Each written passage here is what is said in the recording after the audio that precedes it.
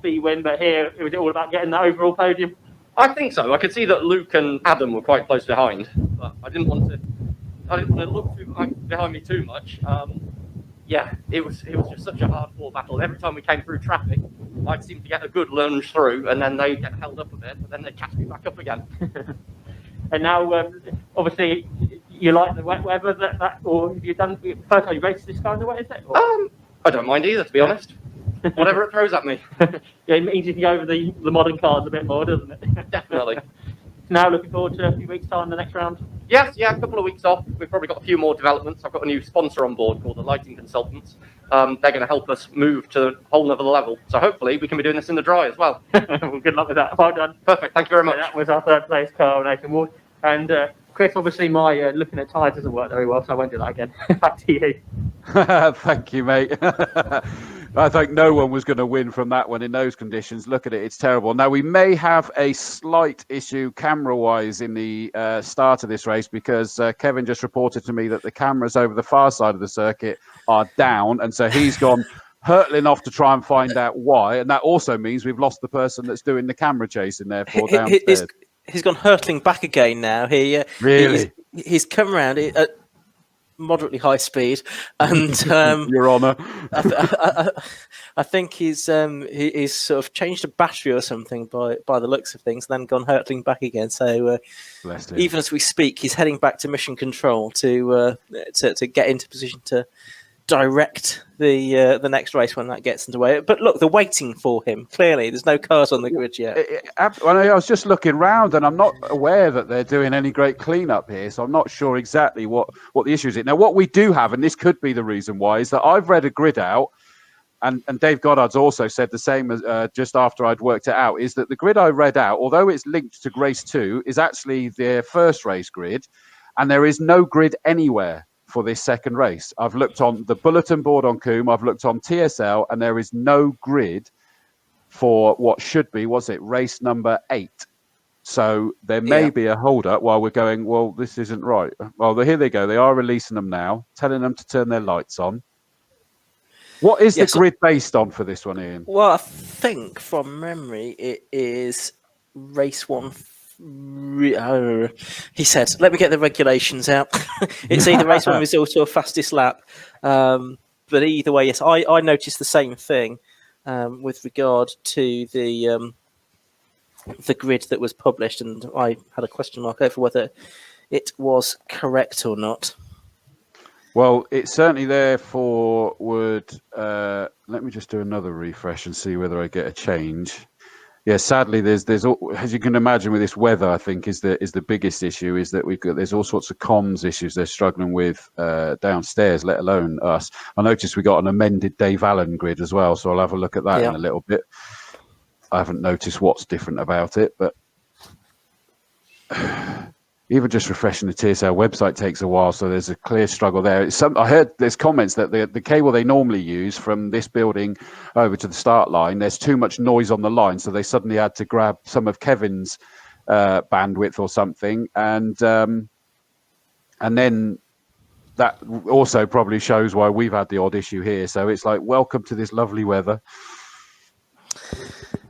The grids for grid positions for race 2 were determined by the finishing positions in race 1. Is the regulation? Which means that they were completely wrong, the grid we read out. Hopefully they are going to have it right. Well, no, the marshal's telling that the number 2 car. So no, unfortunately the start line marshals have got the wrong grid as well. And there's flabbergasted. Number 2 should be up on the second row, but he's being forced to start on the third row. So this has gone, as the kids say, Pete Tong. So yeah, we should. The finishing order from race 1 was 28 Brad Sheehan, 47 Niall Bradley, 26 Paul Cook, 2 Rick Carey, 61 Lee Piercey, 80 Mike Eustace. So that should be your top 6, but I don't think it is on the grid. Well, actually, now they're doing it where. So let me tell you this: it's 28, 47, 26, 2. Yeah, that's good. 61, 80. Yeah, this is looking good. Yeah, so this is where they're just suddenly doing some jiggery pokery on there. 767. Correct, yeah. 25, 59. Yeah. Then we should have 130. And I think that's why there's frustration. Whatever happened is that there was no grid issued for race 2 on this.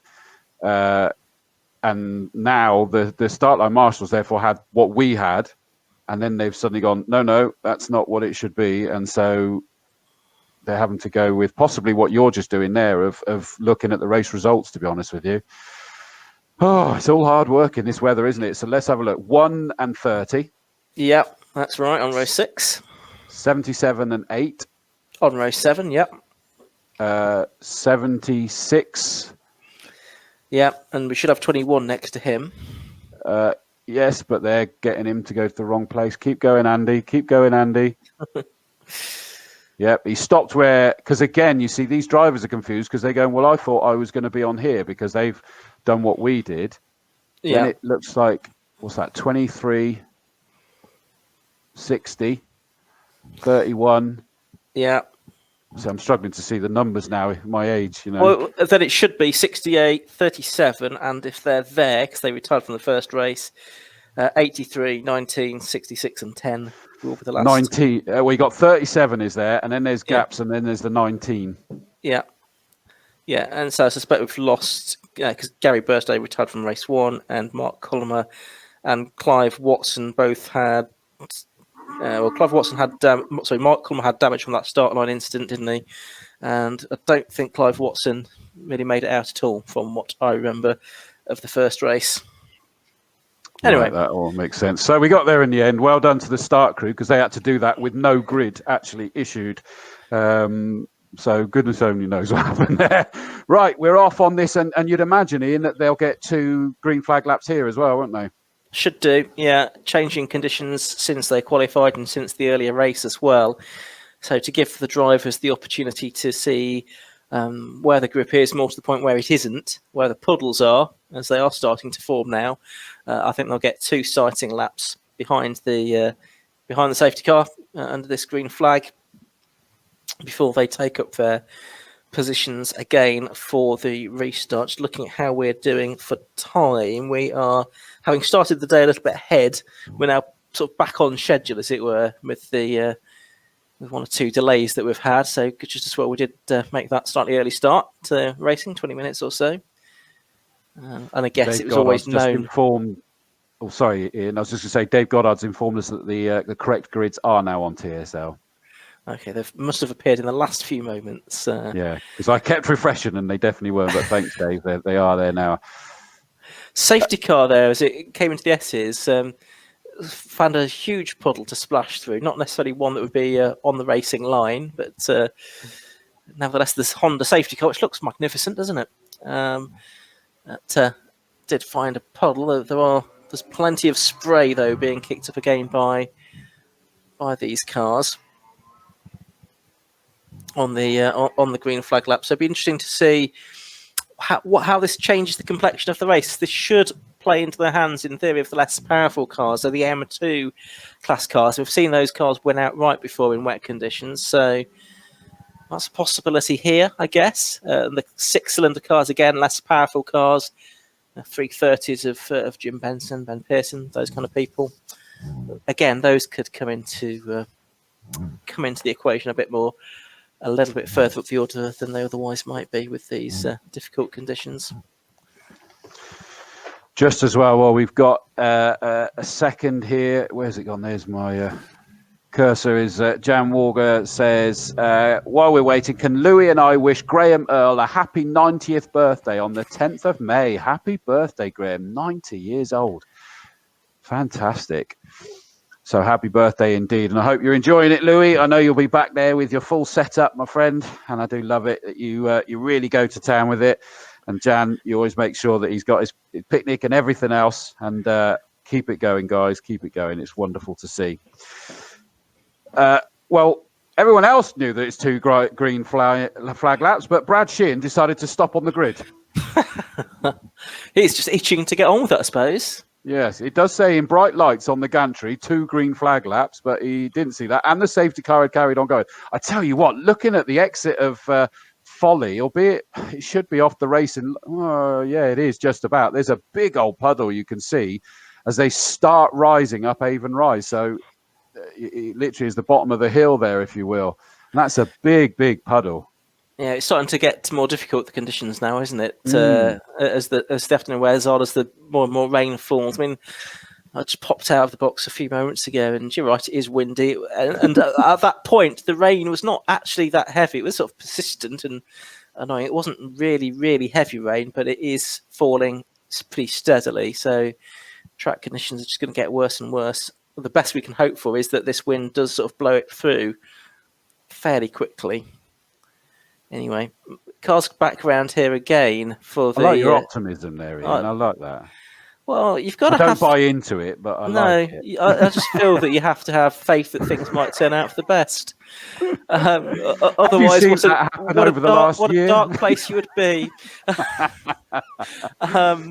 The back passed me again on the second of the green flag laps. I mean, they're not particularly speedy green flag laps, so they'll probably be learning relatively little about how much grip there is because they're not pushing hard enough to find that, but they are at least finding out where those puddles are. As you say, there's one at Folly maybe, and don't know what the conditions are like at Quarry, but we've often had sort of puddles gathering there as well, possibly other parts of the circuit.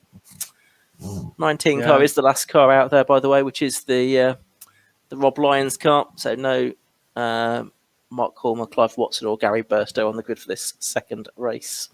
There you go. Double Bubble Disco Queen says positive energy. That's what you're giving off there, mate. There's a first time for everything. Yeah, the steady laps there were of no fault of the safety car, were they? They kind of just left the safety car to canter off into the distance, bizarrely. Yeah, did its own thing. Yeah, but here they come, all of them obviously with their lights on because they were told to do so. They were also told 2 green flag laps, but that didn't work for everyone. But I'm sure they'll rib him for that one when they get back into the paddock. But on to the front row of the grid they come. I mean, again, you can see it on that picture. What awesome, awful conditions there. It does look pretty grim, doesn't it? It does a bit. Now, I've got to remember to actually message through to Joe in a second. God, the wind where they're struggling. Look at the front where they're trying to hold those flags up and it's nearly blowing them over. I told you, I'm not exaggerating. It is genuinely awful. I believe you. Yeah, we knew it was coming. It's just, the realisation of when it actually does hit. Just awful, awful conditions. So, on to the grid they come. With the splitters on the front of these BMWs and this wet weather, it just looks more like they're going to be sort of scooping it up.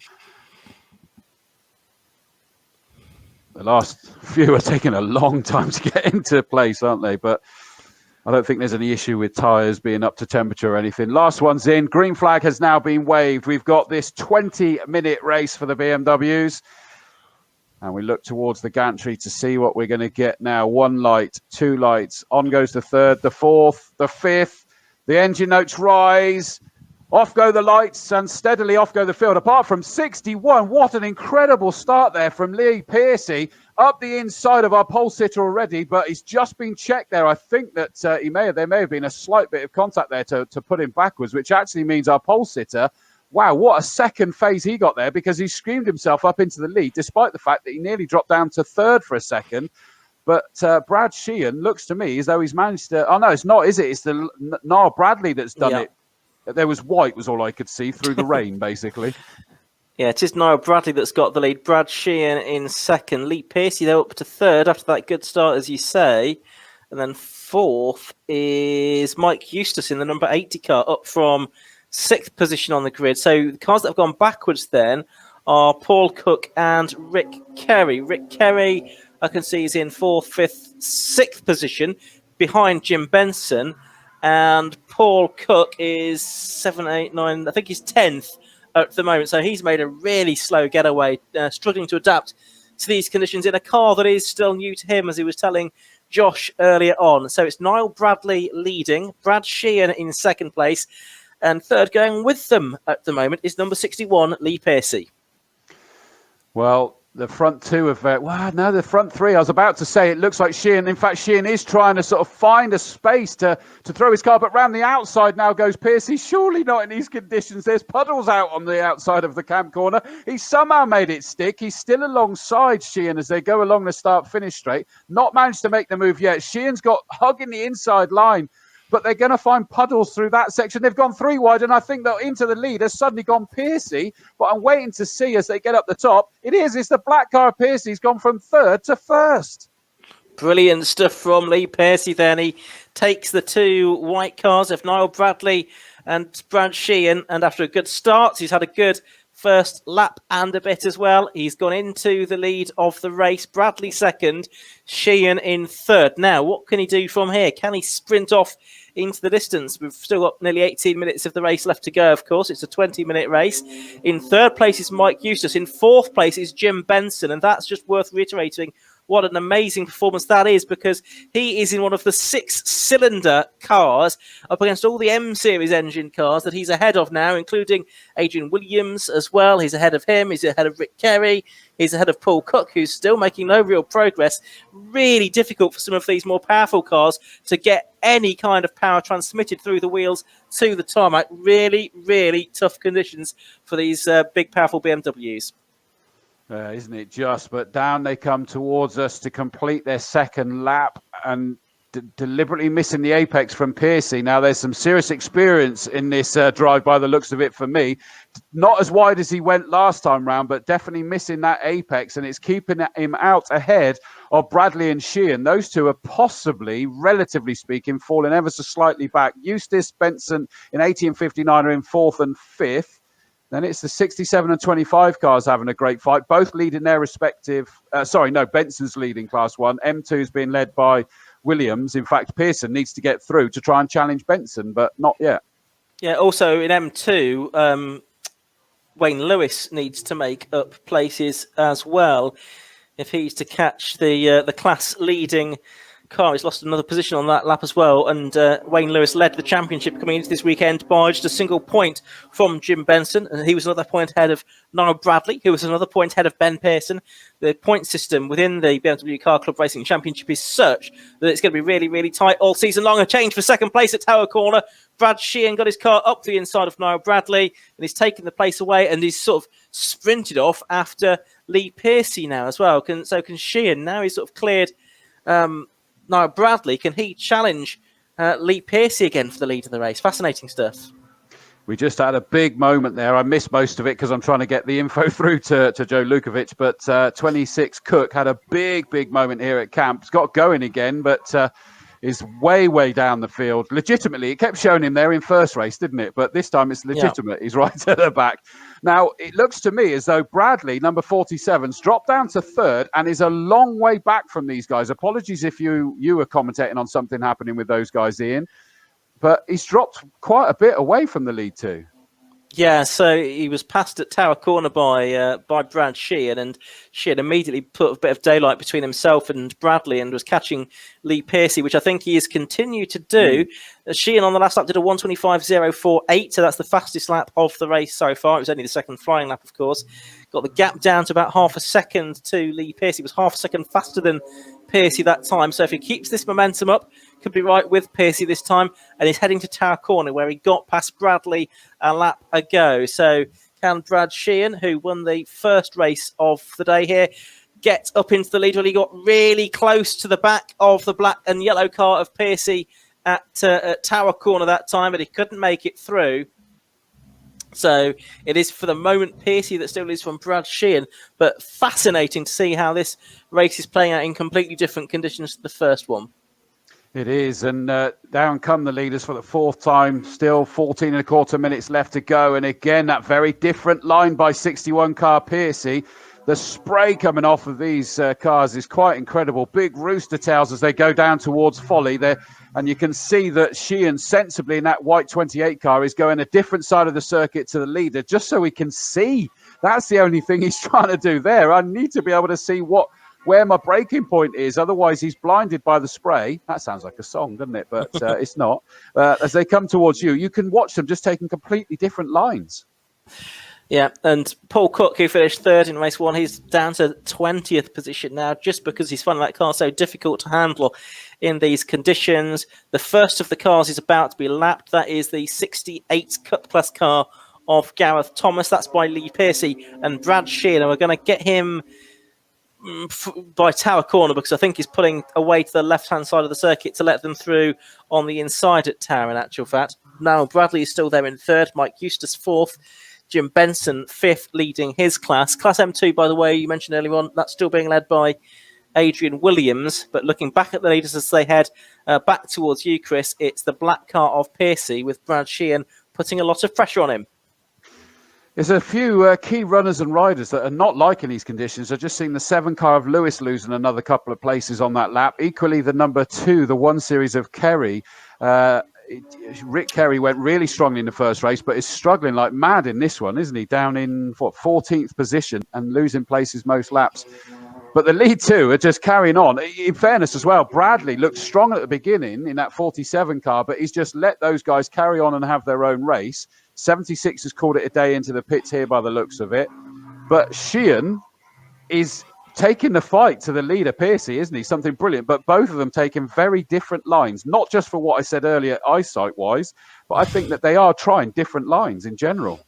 Yeah, and they'll both be trying to find where the grip is. Now, whether Piercey, for example, has more experience in karting, where the wet racing line and finding the grip on a wet track is important, because you're possibly racing on slick tyres, even in wet conditions. Not sure if he does have that experience or not, but that could be paying dividends here, and that would explain why he might be trying something a bit different to what Brad Sheehan is doing, which might be something a bit more conventional. Bradley still third, Eustace fourth, Jim Benson fifth, but Jim Benson's now being caught by Ben Pearson. That time through, Pearson did his personal best lap, and he is lapping nearly 3 seconds faster than Jim Benson now. That's for the Class 6 lead, and it's 5th and 6th position overall. So they are just heading through Tower Corner.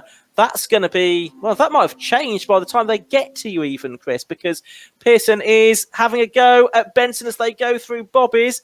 Just having a look as they come out. I think Pearson's done it. I think he has. He's got past Jim Benson, up into 5th position and the 6th class lead.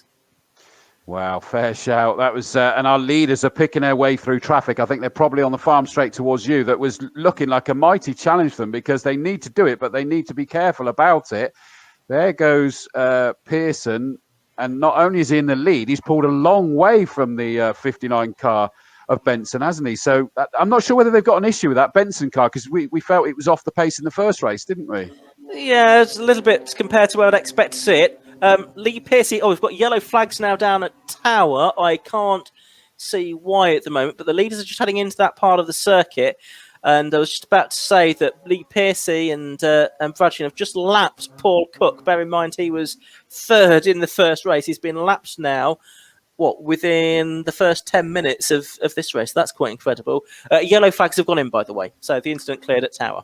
I'm surprised, because the car's still there, so it shouldn't have gone in. The green flag at the exit is still waving. It looks like it's possibly the number 8 car of Red Droppers, basically over sort of against the tyre barrier at the start of Tower. I just saw it at the corner of the footage up there, so you can just see it on the screen now.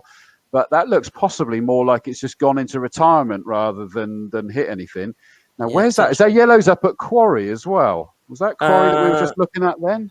I can't see any yellows up there from my position. No, it might have been Tower again, but I just suddenly saw where are we looking? Oh, it's Tower Corner, so it tells us Kevin's done a brilliant job. He's put the names on the cameras as well, and still the waved yellows, but we can't quite see. But it does look like it's Red Drop, the number 8 car.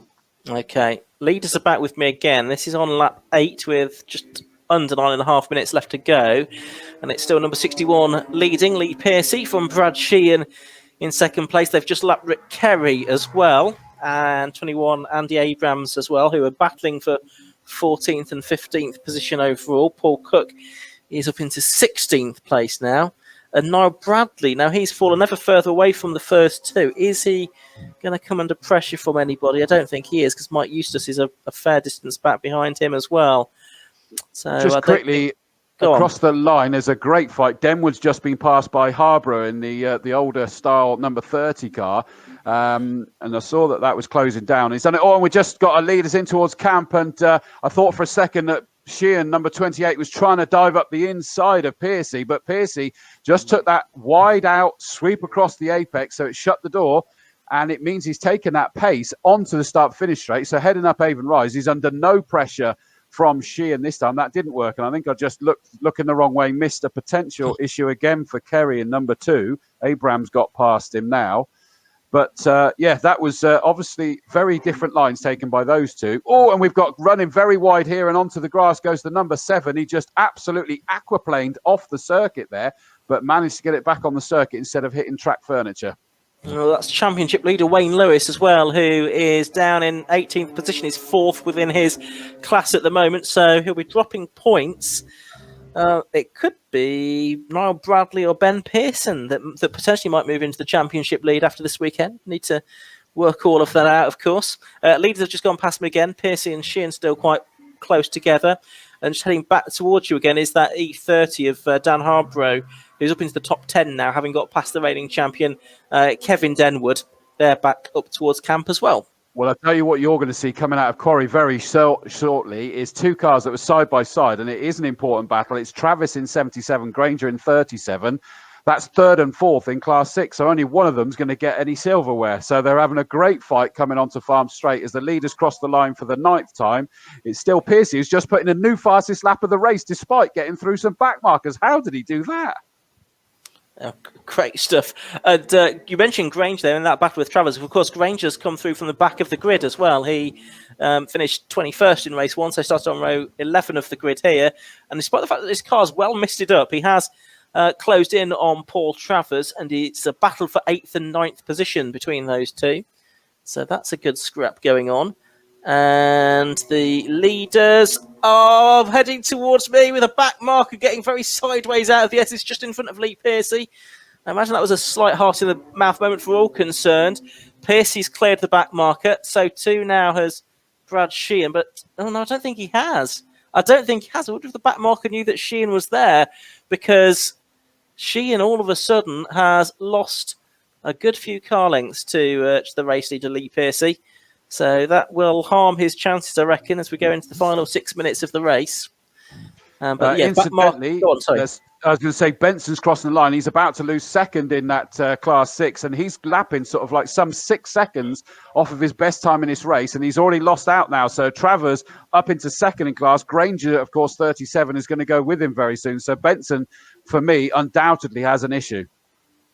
Yeah, that's a surprise. Regular front runner in Class 6 over the past couple of seasons, Jim Benson, but clearly a problem with the car would suggest if he's doing 134s and the other cars in that class are doing, 127s in the case of Ben Pearson and 129s in the case of Travers and Granger, as it is Travers that is coming past through. Yeah, Jim Benson just about managing to fend off Cavan Granger for the moment at least, as they head down towards Tower for their 10th time. It's the 11th lap for the race leaders now, as Piercey, that race leader, does come through now. He's about to put a lap on Kevin Denwood.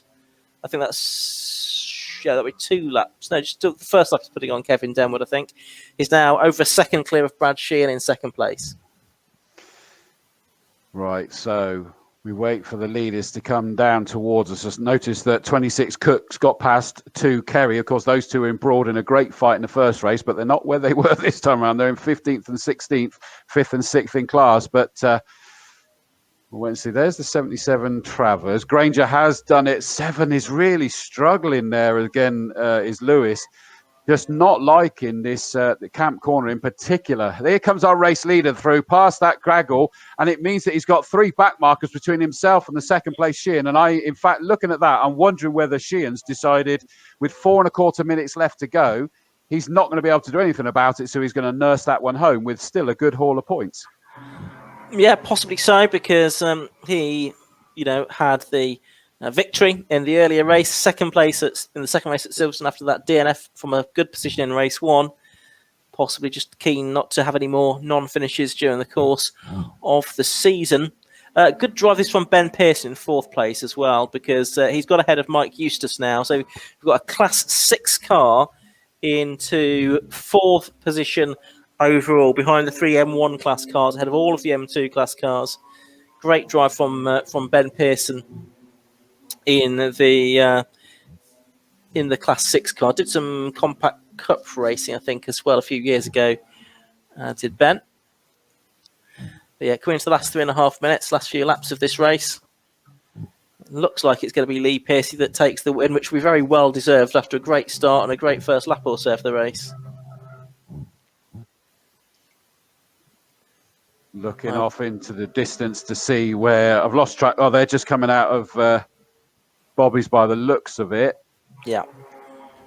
And there goes our leader. Yeah, he's crossed the line now. Such a massive gap. There's no question. Sheehan has backed right off now. And Piercey, I'm sure, will do the same. He's back into the mid-24s. But there goes Brad Sheehan. That seems excessively slow, if I'm honest. Yeah, 131 compared to 123. So we'll need to keep an eye on that. Oh, into the pits has gone the one that I suspect was an issue. Benson, number 59, has decided there's too much of an issue, which is a shame. With only 2.5 minutes to go, you'd have wondered if he could have just nursed that home. But he's obviously decided, no, we can't.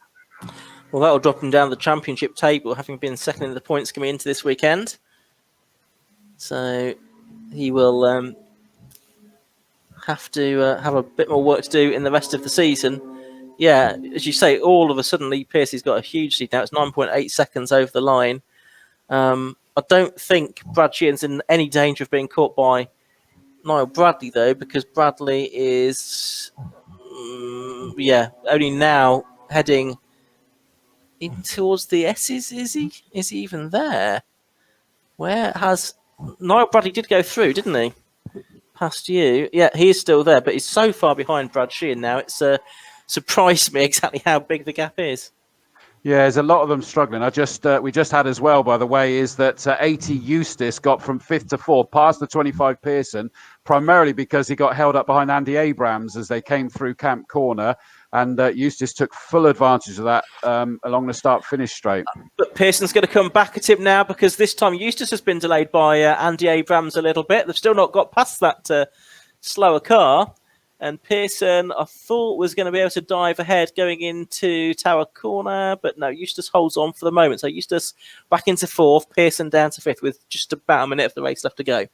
Well, yeah, that was... it's still a struggle. They're not managed to get past Andy. I don't know whether he doesn't realise maybe that these are faster cars. And I think even with blue flags, everybody's kind of got confused what the situation is going to be here. But I think they're flashing their lights. The number 80 coming down, trying to get past Andy Abrams. He's involved in his own fight. In conditions like this, I think it's a bit grip it and rip it just to keep it on the island, isn't it? And very, very misted up as well. I would suggest you can't see any mirrors anyway, because the windows are totally misted up. Takes the apex again. And so 80 Eustace still can't get back. In fact, Pearson stepped away from that fight for now to just keep his powder dry.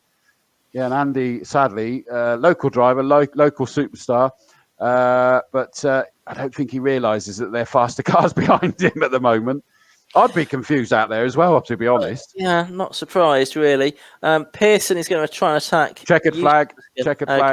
Yeah, sorry, just going through the middle of back markers there, and he's backed off 61 that takes the checkered flag and the victory comfortably in the end. Sorry, Ian, over to you. No, very well deserved as well. It was too for Lee Piercey. That battle between Eustace and Piercey, Pearson, I should say, they are in completely different classes, of course. Oh, there's now yellow flags again. I think something down at Tower, possibly. Not sure if we can pick that up on the camera. So no overtaking there anyway. I was going to say, though, Pearson in a different class. The points are scored based on your class finishing position rather than the overall finishing position. So, well, that'd be nice for Pearson to finish 4th. Maybe he'd be better off just sitting in behind Eustace anyway. Niall Bradley should be heading towards you to take 3rd, I would think. Yep, here he comes, just getting past the back marker, and he's going to come through now and take 3rd position. Again, it was managing that race without question, and he takes it. And here's Andy Abrams still sort of keeping himself ahead of these faster cars, 80 and 25. But like I say, you look at the windows and Andy just has fully missed it up. So he's done brilliantly well there to bring that car home in 13th place, third in class. And he possibly just had no idea. And you'd be livid if you thought you were letting a faster, a car that was lapping you through and found out it wasn't. So tricky situation in these conditions. But 80 Eustace takes fourth on the road. Fifth goes to number 25 Pearson, which, as you say, gives him the Class 6 victory. And as you called it, a brilliant job in amongst and higher than what, from what you're saying, should be faster cars in reality. Yeah, absolutely. Great drive from Pearson to get fifth position overall. Good drive from Piercey as well to get the win. First win he's had in the BMW Car Club Racing Championship. I think his experience perhaps coming to the fore there with that 14-second victory. It was all really done in the early stages of the race with a good start and a good first lap of the race. But some of the more established names struggling a bit. So Paul Cook, who was third in race one, finishing 14th in the end. Wayne Lewis, by the looks of it, who was leading the championship coming into this weekend, he was a non-finisher. So too was Jim Benson, who was second in the championship. So it's really going to shake the championship table up a little bit, I think, going into the next round of the championship in a few weeks' time.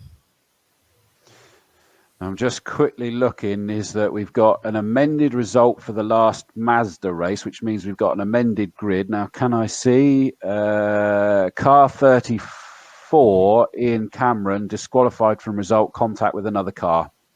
Okay. So that's as simple as that, which obviously therefore puts that car to the back of the grid. And we've got this reversed grid. Now, I'm not likely to be able to get through this before we hand over to Josh, but I'm going to give it a go and see how far we get. Right, front row, 9, Ian Tomlinson, 54, Marcus Bailey. Second row, 77, Steve Foden, and 43, Declan McDonnell. Third row, 93, Ben Abbott, 58, Michael Comber. Fourth row, 1, Ben Hansey, 71, Ben Short. Row 5, 72, Martin Short, 230, Thomas Holland. Row 6, 67, David Abbott, and 61, Jake Dormer. On the seventh rows, 89, Paul Monteith, and 26, Ryan Lovelock. Eighth row, 55, George King, 14, Lloyd Huggins. Row 9, 141, James Winstanley, and 13, James McCann. Row 10, 88, Bobby Andrews, 94, Liam Cochran. 11th row, 42, Daniel Grist, 23, Stephen Rees. Row 12, 11, Stephen Robinson, 21, Matthew Penfeather Neal. 13th row, 22, Adrian Johnson, 777, Courtney Milnes. Charlie Brisker in 78 and 98, Alex Lewinson on the 14th row. 96, Sam Moody, 191, Philip Andrew Barrett on row 15. 16th row is 46, Nicola Favo, and 51, David Rickards. Row 17, 70, Jeremy Rivers Fletcher, and 53, Stephen Reed. 18th row, 90, Andy Robinson, 214, John Goldsmith. Peter Griffin in 38 and 92, Jordan Johnson. 25, Daniel Watkins, 66, Hayden McDonald. And after that penalty on the 21st row, 34, Ian Cameron. And just on cue, I can see that Josh is making his way up. Josh, over to you. Yeah, thanks, Chris. We just get Lee Piercey's just taking his helmet off, our race winner of the second BMW Car Club race of the day here at Castle King. Well done, Lee. Again, it's wet and you go very well. It might be horrible to stand out in, but it looks like you enjoy it.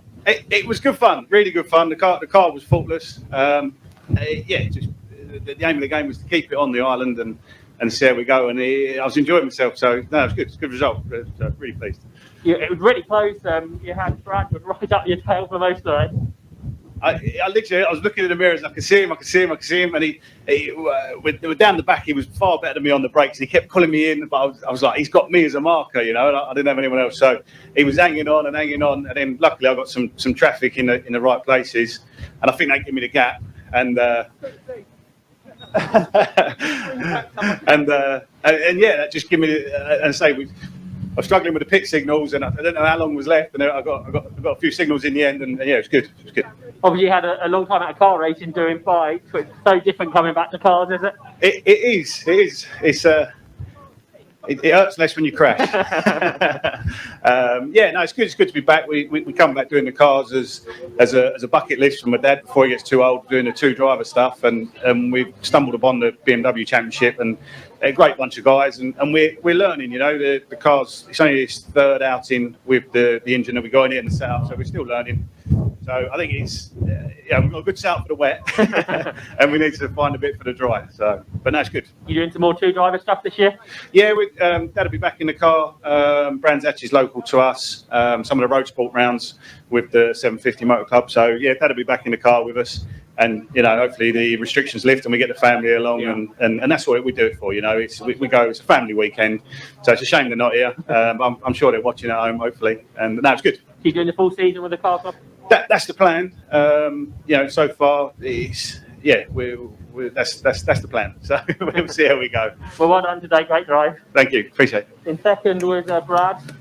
Get Brad over to have a chat. Just giving congratulations to Lee. Brad.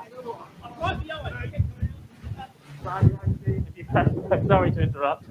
You're getting a face full of spray for most of that race, I suspect. Yeah, I was. And to be fair, I've never driven on those tyres, the sort of rain sport tyres. So I knew Lee knew the tyre quite well. So I thought, well, I'd hang on the back of him, build it up, and see how it goes. And then my heated screen packed up, right. So I couldn't actually see. So I literally had a little 6x6 square I managed to wipe my hand on, and I was sitting up in the air trying to look through it for about the last 4 laps. So I was a bit gutted because I felt like I could have got past him in the end, but he drove really well, so fair play. What were the track conditions like before? Very wet. There's a couple of big puddle out the back. When you hit it, it was bad. So the guys that weren't on the treaded tyres and on the AR1 sort of track day tyre were in trouble, really. Hence why we lapped them twice. But yeah, I'm glad I put the road tyres on there. And now looking, where's the next Brands Hatch next?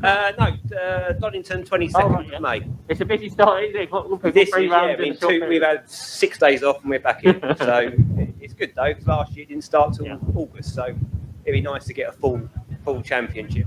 How do you like Donington? I like it actually, far more than here. So I'm quite happy with the result.